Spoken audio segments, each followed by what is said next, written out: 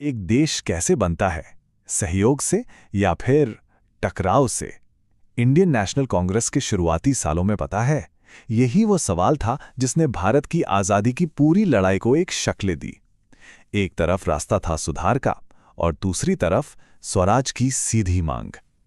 तो चलिए समझते हैं इन दो रास्तों की कहानी को। तो सवाल यही है कि कोई क्रांति शुरू कैसे होती है?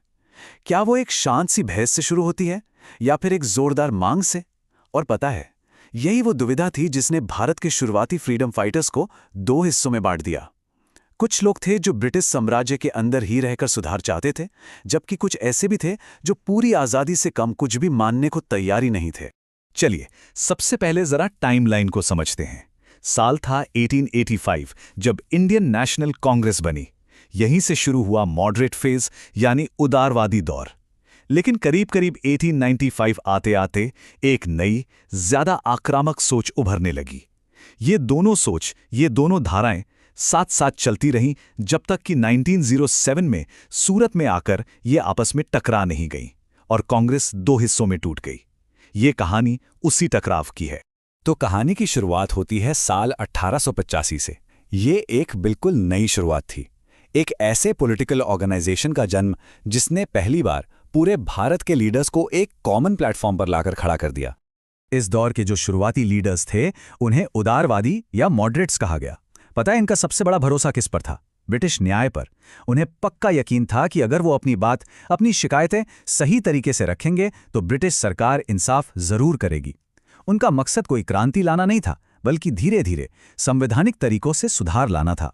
पर सवाल तो ये है कि क्या कोई साम्राज्य कभी अपनी मर्जी से अपनी ताकत छोड़ता है?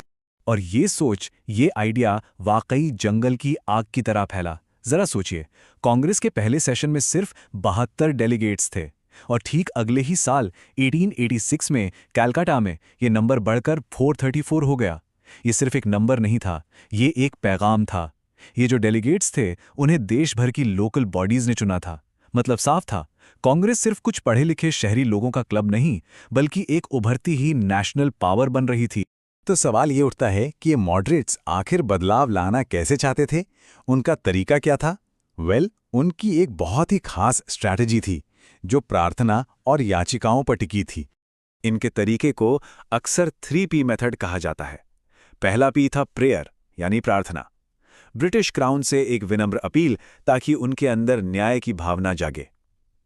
अगर इससे बात नहीं बनी तो दूसरा P था पिटिशन यानी याचिका, जिसमें बहुत सोच समझकर अपनी मांगे सरकार के सामने रखी जाती थीं। और आखिरी रास्ता था तीसरा P प्रोटेस्ट, पर यह प्रोटेस्ट भी हमेशा कानून के दायरे में रहकर ही होता था। और ये मत सोचिए कि उनकी मांगे कोई छोटी मोटी थीं, नहीं, वो बहुत बड़ी और जरूरी थीं। जैसे पॉलिटिकली वो एडमिनिस्ट्रेशन में भारतीयों के लिए असली हिस्सेदारी चाहते थे। इकोनॉमिकली उन्होंने ड्रेन ऑफ वेल्थ की उस खतरनाक थ्योरी को सबके सामने रखा कि कैसे भारत का पैसा इंग्लैंड भेजा जा रहा है और इसे बंद करने की मांग की। एडमिनिस्ट्रेशन में भी उन्होंने सिविल सर्विस एग्जाम भारत में करवाने जैसी प्रैक्टिकल लड़ाइयां लड़ी और ये भी मांग की कि इंडियंस का टैक्स का पैसा फौज पर बर्बाद न किया जाए। अब देखिए, मॉडरेट लीडर दादा भाई नौरोजी की एक बात उनकी सोच की गहराई को दिखाती है। उन्होंने ब्रिटिश राज को क्या कहा? शक्कर की छुरी। मतलब ऊपर ऊपर से तो ये बड़ा मीठा लगता है, जैसे शांति है, कानून है, लेकिन असल में ये एक छुरी है जो धीरे धीरे भारत के रिसोर्सेज और उसकी सेल्फ रिस्पेक्ट को काट रही है। कितनी पावरफुल बात है ये। लेकिन दादा भाई नौरोजी जैसे लीडर्स की चेतावनियों के बाद भी मॉडरेट्स का सब्र अब जवाब दे रहा था। धीरे धीरे वक्त के साथ उनके तरीकों पर सवाल उठने लगे। देश में एक निराशा फैल रही थी और यह एहसास गहरा होता जा रहा था कि सिर्फ याचिकाओं और प्रार्थनाओं से एक साम्राज्य को झुकाया नहीं जा सकता। और इसकी एक बहुत बड़ी वजह थी ब्रिटिश सरकार का बदलता रवैया। देखिए, 1887 से पहले तक तो वो कांग्रेस को लेकर ठीक ठाक थे, लेकिन उसके बाद उनका नजरिया एकदम सख्त हो गया। वो कांग्रेस के नेताओं को राजद्रोही ब्राह्मण और बेवफा बाबू जैसे अपमानजनक नामों से बुलाने लगे। सोचकर देखिए, जिन लोगों ने ब्रिटिश न्याय पर इतना भरोसा किया, उनके लिए कितना बड़ा धोखा रहा होगा। और फिर हालात और भी बिगड़ गए। 1890 के आखिर में देश में भयानक अकाल पड़े। एक अंदाजे के मुताबिक इन अकालों में करीब 90 लाख लोगों की जान चली गई। अब जब लोग भूख से मर रहे हों तो क्या सिर्फ याचिकाएं देना काफी है? इस भयानक त्रासदी ने बहुत से भारतीयों को ये सोचने पर मजबूर कर दिया कि अब किसी सीधी कार्रवाई की जरूरत है। बस इन्हीं सब वजहों से नेशनलिस्ट्स की एक नई यंग जनरेशन सामने आई, जिसने मॉडरेट्स की स्ट्रैटेजी का मजाक उड़ाना शुरू कर दिया। उन्होंने इसे एक चुभने वाला नाम दिया, पॉलिटिकल मेंडिकेंसी, मतलब राजनीतिक भिक्षावृत्ति। उनका मैसेज एकदम साफ था, हम अपना हक मांग रहे हैं, कोई भीख नहीं। और इसी असंतोष की आग से एक नए आंदोलन ने जन्म लिया। एक नया ग्रुप सामने आया जिन्हें कहा गया उग्रवादी या एक्सट्रीमिस्ट्स। और इनका लक्ष्य और इनके तरीके दोनों ही मॉडरेट से बिल्कुल अलग थे। इस नई जोशीली सोच को लीड कर रही थी लाल बाल पाल की मशहूर तिकड़ी। और ये कोई एक जगह की बात नहीं थी। पंजाब से लाला लाजपत राय, महाराष्ट्र से बाल गंगाधर तिलक और बंगाल से बिपिन चंद्रपाल, इन तीनों ने मिलकर पूरे देश में नेशनलिज्म की एक ऐसी लहर दौड़ा दी जो पहले कभी किसी ने नहीं देखी थी। एक्सट्रीमिस्ट की सोच एकदम क्लियर थी। जहां मॉडरेट्स को ब्रिटिश सरकार की दयालुता पे भरोसा था, वहीं एक्सट्रीमिस्ट ने इस आइडिया को सिरे से खारिज कर दिया। उनका मानना था कि भारत का आखिरी लक्ष्य है स्वराज, यानी कंप्लीट सेल्फ रूल, और ये याचिकाओं से नहीं मिलने वाला। इसे हासिल करना होगा सीधी कार्यवाही और आत्मनिर्भरता से। और इस नई भावना को बाल गंगाधर तिलक के शब्दों से बेहतर कोई नहीं बता सकता। स्वराज मेरा जन्म सिद्ध अधिकार है और मैं इसे लेकर रहूंगा। ये कोई अपील नहीं थी, ये एक ऐलान था, एक दृढ़ संकल्प। और उनके तरीके भी उतने ही सीधे और दमदार थे। विदेशी सामानों का बॉयकॉट करने के लिए स्वदेशी आंदोलन, भारत के गौरव को जगाने के लिए नेशनल एजुकेशन के जरिए अपने स्कूल कॉलेज खोलना, ब्रिटिश एडमिनिस्ट्रेशन को ठप करने के लिए पैसिव रेजिस्टेंस।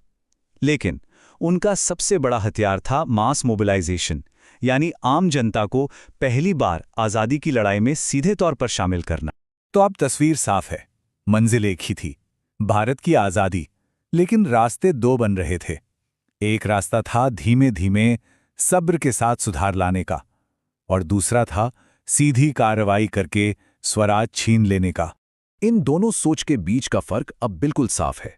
मॉडरेट्स का लक्ष्य था एम्पायर के अंदर रिफॉर्म्स, जबकि एक्सट्रीमिस्ट चाहते थे कंप्लीट स्वराज। मॉडरेट्स का मेथड था 3P, तो एक्सट्रीमिस्ट्स का भरोसा था सेल्फ रिलायंस और डायरेक्ट एक्शन पर। लेकिन शायद सबसे बड़ा फर्क था उनकी प्रेरणा में। मॉडरेट्स वेस्टर्न लिबरल विचारों और ब्रिटिश न्याय से इंस्पायर्ड थे, जबकि एक्सट्रीमिस्ट ने अपनी प्रेरणा भारत की अपनी महान विरासत और सेल्फ बिलीफ में खोजी। तो आखिर में हम उसी सवाल पर वापस आते हैं, सब्र या दबाव?